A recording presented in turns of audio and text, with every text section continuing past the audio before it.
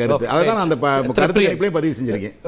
அதிமுக அணியை பொறுத்த வரைக்கும் சிக்கல் குறைவு, இங்கே தான் பிரச்சனைகள் இருக்குது அப்படின்னாங்க. எப்படி போகும்? இந்த எண்ணிக்கை ரொம்ப முக்கியமாக இருக்குமா ரெண்டு பேருக்குமே? திமுக அதிமுக ரெண்டு பேரும் எத்தனை இடத்துல போட்டியிடுறோங்கிறது ரொம்ப அவசியமாக இருக்கும்ல. அவங்க என்னதான் விட்டு கொடுக்கணும்னாலும் ஒரு கட்டத்துக்கு மேலே அவங்களோட மெஜாரிட்டியை விட்டு கொடுக்க முடியாதுல்ல. அந்த சிக்கல், அந்த நம்பர்ஸ் குறைய குறைய தலைமை வைக்கிற கட்சியோட நம்பர்ஸ் குறைய குறைய மக்களுடைய பார்வை வந்து இவ்வளோ குறைவான இடத்துல போட்டி அதுவும் மெஜாரிட்டி வர முடியுமான்னு ஒரு கேள்வி வரும்போது அந்த நம்பிக்கை இழக்கிற ஒரு தன்மை வருவாங்க ஆக்சுவலாக. அதனால வந்து ஒரு சஃபிஷியண்டான ஒரு நம்பர்ஸில் போட்டி போட்டாங்கன்னா மக்களுக்கு ஒரு நம்பிக்கை வரதுக்கான வாய்ப்புகள் இருக்கு. பட் அது மட்டுமே முக்கியம் இல்லை. சில போது வந்து மெகா கூட்டணி, இப்போ திமுக அமைச்சிருக்கிற மாதிரி எடப்பாடி மெகா கூட்டணி, கடைசியில் திமுக தான் மெகா கூட்டணி அமைச்சிருக்கிறத பார்க்குறோம் நம்ம. ஸோ அந்த மெகா கூட்டணி அமைக்கும் போது இருக்கிற சிக்கல்களை தான் இப்போ வந்து ஸ்டாலின் வந்து சந்திச்சுட்டு இருக்காரு. ஆனால் இதுலேருந்து தாண்டி வர்றது வந்து இன்னும் பெரிய விஷயம் கிடையாது. ஆனால் சில போது சில வான வேடிக்கைகள்லாம் இந்த மாதிரி பேச்சுவார்த்தைகள் நடக்கக்கூடும். அதனால வந்து காங்கிரஸ் பண்ணுற விஷயங்கள் வந்து எதிர்பார்த்த ஒரு விஷயம்தான். அது வந்து எதிர்பார்க்காத ஒரு விஷயம் கிடையாது. அது என்னைக்கு விஜய் களத்தில் வந்தாரோ அன்றைக்கே காங்கிரஸ் இந்த மாதிரி ஒன்று பண்ணுவாங்கன்னு எதிர்பார்த்த விஷயம் தான். அதிமுகவை பொறுத்த மட்டும் அங்கே வந்து தினகரன் என்டிஏ அந்த ஒரு பிரச்சனை அங்கே இருக்குது. அது எப்படி அவங்க தீர்க்க போகிறாங்கன்னு தெரியல. ஏன்னா அது வந்து ஒரு கோகசிவாக ஒரு யுனைட்டடாக இருக்கிற மாதிரி. இந்த முக்கியமான விஷயம், ராஜ்யசபா தேர்தல் முன்னாடியே வந்துடுது. ஏன்னா அது ஒரு தீர்மானிக்கக்கூடிய சக்தி இல்லை. ஏன்னா ரெண்டு பேர்த்துலையுமே ராஜ்யசபா கேட்குறாங்க. காங்கிரஸ் கட்சி ராஜ்யசபா கேட்குது, திரு அன்புமணி பாமகவுக்கும் கொடுக்கணும். அப்படி இருக்கும்போது அங்கேயே கிளாரிட்டி வந்துடும்ல. இல்லை, அந்த ராஜ்யசபா விஷயத்தில் தான் வந்து எடப்பாடி டிசைட் பண்ண முடியாத தேமுதிக வந்து அங்கேருந்து வெளியில் வந்துட்டாங்க. ஏன்னா அவர் அன்புமணிக்கு தான் ப்ரியாரிட்டி கொடுக்குறாரு. ஏன்னா பாமக ஓட்டு ரொம்ப முக்கியம் சேலத்தில், தருமபுரியில எல்லாம். அதனால அன்புமணி கொடுக்கலாம் நினைச்சிருக்காரு. இவங்களுக்கு இந்த வாட்டி ஏமாத்தி வரணும் ஒரு பயம் வந்தக்க வரவே பிரேமலதா வந்து டிஎம்கேக்கு வந்துட்டாங்க. ஸோ இங்கே வந்து திமுகவில் 4 சீட்டில் 2 தோழமை கட்சி கொடுக்க வேண்டியதாக இருக்கு. ஒன்று தேமுதிக, இன்னொன்று காங்கிரஸ். திருச்சி சிவாவுக்கு கொடுக்க வேண்டிய அவசியம் இருக்கும். அப்போ இன்னொருத்தர் யார் அந்தியூர் சிவாவுக்கு மேலே ஒரு அருந்ததி இருக்கு, கொடுக்க வேண்டிய அவசியம். திருச்சி சிவான்னு எப்படி உறுதியாக சொல்றீங்க? அங்கேயும் பெண்களுக்கான ஒரு வாய்ப்பு எப்படி விட முடியும்னு ஒரு கேள்வி வரும். கனிமொழி சோமு எம்எல்ஏக்கு நிற்கிறாங்க, ஒரு கொடுக்கலாம். அந்த இடம் ஒரு விமனுக்கா இருக்கணுமான்ற ஒரு கேள்வி வரும். அது இருக்கலாம் சார், சொல்ல முடியாது. நான் எதுக்கு திருச்சி சிவா சொன்னேன், டெல்லி பாலிடிக்ஸ் அவர் ஆல்ரெடி 4 முறை போட்டிட்டு இருக்காரு. அவங்களே சொல்றாங்க 4 முறை 20 ஆண்டுகள் அப்படிங்கிறது இருக்கு. உங்க பார்வை தம்பித்துறை ஏன் மறுபடியும் ட்ரை பண்றாரு? அவரு 30 வருஷம் அங்கே டெல்லியில இருக்காரு. அவர் சிவா கொடுக்கணும் நீங்க பரிந்துரைக்கிறீங்க. அவங்க கட்சி என்ன பண்ணுதுன்னு சர்வே முடிவு எடுத்துட்டு வரும். யூடியூப் சர்வே முடிவு பார்த்துட்டு உங்கள்கிட்ட வரேன். கோட்டீஸ்வரன், 2026 தமிழ்நாடு சட்டமன்ற தேர்தலில் காங்கிரஸும் பாஜகவும் அதிக இடங்களை கேட்பதுங்கிறது நியாயமான எதிர்பார்ப்பா அதீதமான கோரிக்கையா அப்படின்னு கேட்டிருந்தோம். 11,000 பேர் வாக்களித்ததில் நியாயமான எதிர்பார்ப்புன்னு 38% பேரும், அதீதமான கோரிக்கை அப்படின்னு 62% பேரும் சொல்கிறாங்க. கோட்டீஸ்வரன், எஸ், சர்வே கரெக்டாக தான் சார் வந்திருக்கு. அதீதமான எதிர்பார்ப்பு. அதனால் அவங்க வந்து ஒரு எதிர்பார்ப்பில் இதுதான் சீசன், இந்த சீசனில் என்னென்ன பெற முடியுமோ பெறணும். உதாரணம் டிஎம்டிகே பிரியன் சார் சொல்லும்போது சொன்னாங்க ஹேண்டில் பண்ண முடியல, அதனால அப்படி கிடையாது.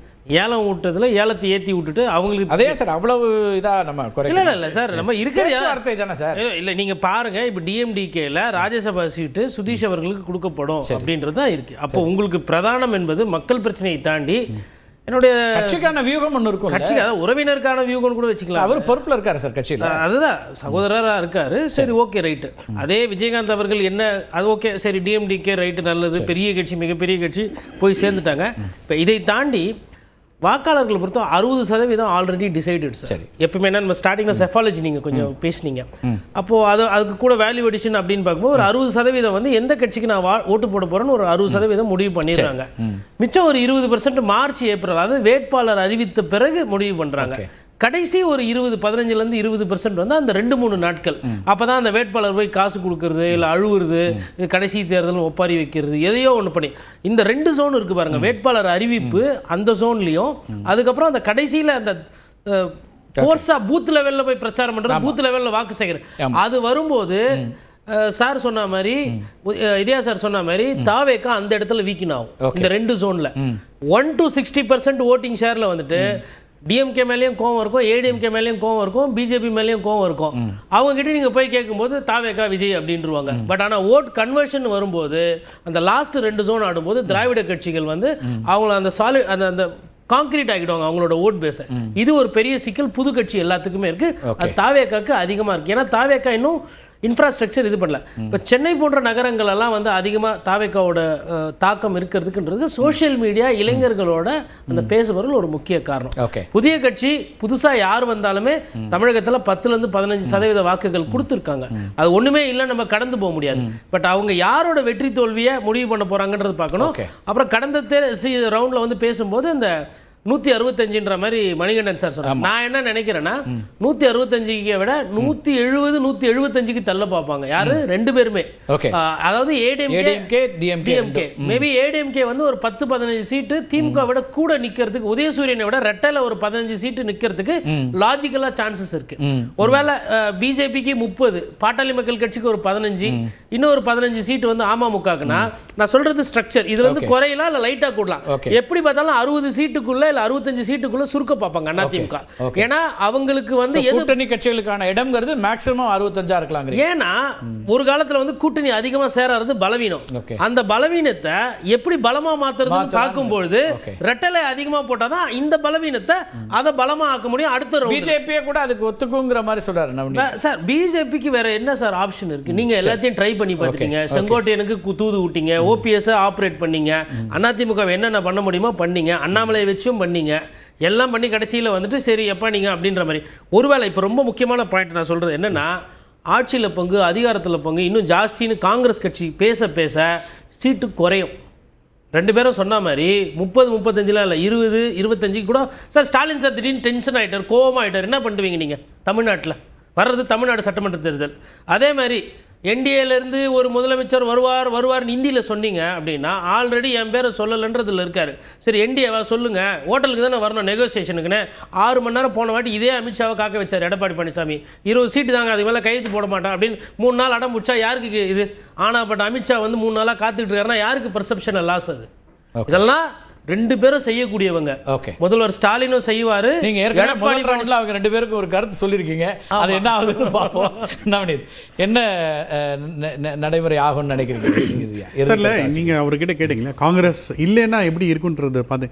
இப்போ நீங்க போன எலெக்ஷன்ல பார்த்தீங்கன்னா கிட்டத்தட்ட 41 சீட் வந்து டிஎம்கே கூட்டணிகள் வந்து less than 5% மார்ஜினில் வின் பண்ணீங்க. அதில் நீங்க டி கப்பல் பார்க்கணும், டிஎம்கே எவ்வளோ காங்கிரஸ் எவ்வளோன்னு இருக்குது. ஸோ அதெல்லாம் தேமுதிக உள்ள வந்திருக்காங்க. இல்லை அதுதான் சொல்லுவேன், காங்கிரஸும் தேமுதிகவும் எப்படி பார்த்தாலும் ஒரே கணக்கு தான்.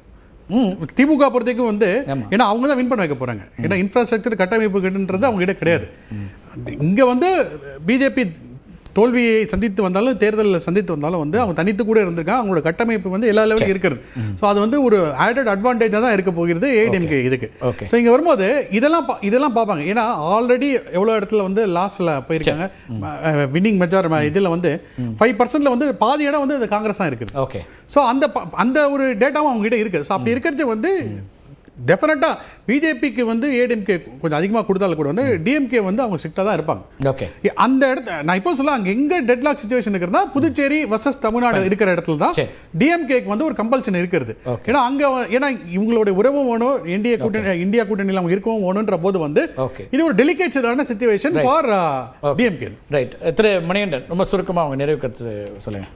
சார், கோடீஸ்வரன் சொன்னது நான் ஏத்துக்கிறேன். 165 குறைந்தபட்சம் நான் சொன்னது. அது 170 இடங்கள்ல கூட அதிமுக போட்டி போடுறதுக்கு வாய்ப்பு இருக்குதுங்க. சார், இந்த 5000 ரூபாய் எல்லாத்துக்கும் உரிமை தொகைன்னு கொடுத்த உடனே திமுக ஒரு அப்பர் ஹேண்ட் எடுத்தாங்க.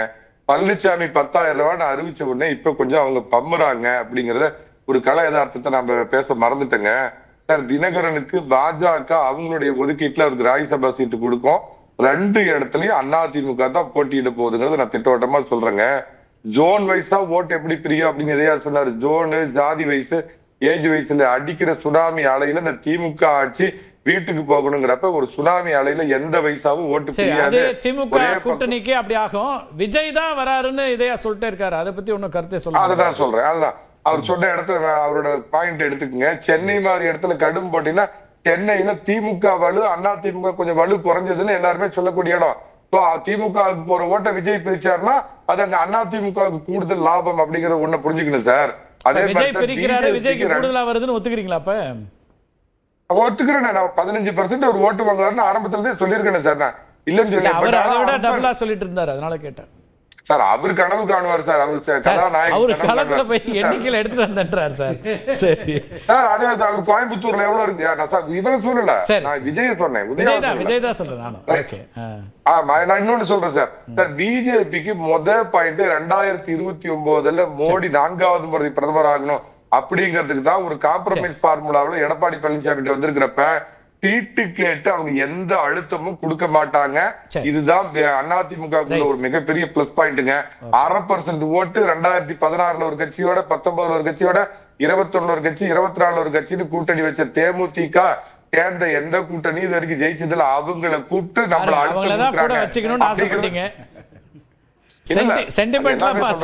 சரி ஓகே இல்ல அவங்க இதுவரைக்கும் இருந்த கூட்டணி ஜெயிச்சதுல இல்ல சார். அவங்க இருந்த கூட்டணியில இருந்து தானே சார் 2011 ஆட்சி பொறுப்புக்கு வந்து அவங்க எதிர்கட்சியில இருந்தாங்க சார். நான் சொல்றது அருமையான பாயிண்ட். விஜயகாந்த் அவர்கள் மரியாதைக்குரிய விஜயகாந்த் இருக்கிற வரைக்கும் திமுக பக்கம் அவருடைய கஷ்டப்பட்டு கட்டின இதை இடிச்ச திமுக பக்கம் அவர் திரும்பி கூட பார்த்தது இல்ல. பாஜகவுடைய அதிமுகவுடைய கூட்டணி வச்சிருக்காங்க. அதற்கு நீங்க வந்து சரி அதிமுக விட அவங்களுக்கு என்ன பிரச்சனை? அதிமுக சேர்ந்த போதும் தோல்வி அடைஞ்சிட்டாங்க. நான் சொன்னது 2016 கவனிக்கல. 2016 இருந்து ஒரு பக்கம் அவங்க இருந்தது இல்லைன்னு சொன்னேன். ஒரே நீங்க கேட்ட தலைப்புக்கு பதில் சொல்றேன் சார். காங்கிரஸுக்கு திமுக அடிபணியும். காங்கிரஸ் ஒரே ஒரு யுக்தியை பயன்படுத்துது. ஆட்சியில பக்கம் கேட்க மாட்டாங்க சார். அதிக சீட்டு கேட்டாவே திமுக உதயநிதியில நிக்கிற சின்னத்தை குறைச்சாவே, இடத்தை குறைச்சாவே தானா கூட்டணிக்கு வருவாங்க அப்படின்னு அவங்க நெருக்கடி கொடுப்பாங்க. விஜய் காமிச்சு பயமுறுத்துவாங்க. பேய் வந்து பிரசாத் வந்து காட்டி அதிக சீட்டை உறுதியா கேட்பாங்க. காங்கிரஸுக்கு திமுக அடிபணியும், பிஜேபிக்கு அதிமுக அடிபணியாது. உங்க விருப்பத்தை சொல்லிட்டீங்க. காங்கிரஸ் தலைவர் என்ன சொன்னார்? அவர் கருத்தா இல்ல உங்க கருத்தா? இது சரி ரைட், மகிழ்ச்சி. அடுத்த ஒரு வாரத்தில் எப்படி இருந்தாலும் என்ன நடக்க போகுது அப்படிங்கிறது தெரியல. நிகழ்ச்சியில் பங்கெடுத்த விருந்தினர்களுக்கும் பார்த்த நேயர்களுக்கும் மிக்க நன்றி. மீண்டும் ஒரு நிகழ்ச்சி சந்திக்கலாம். நன்றி, வணக்கம்.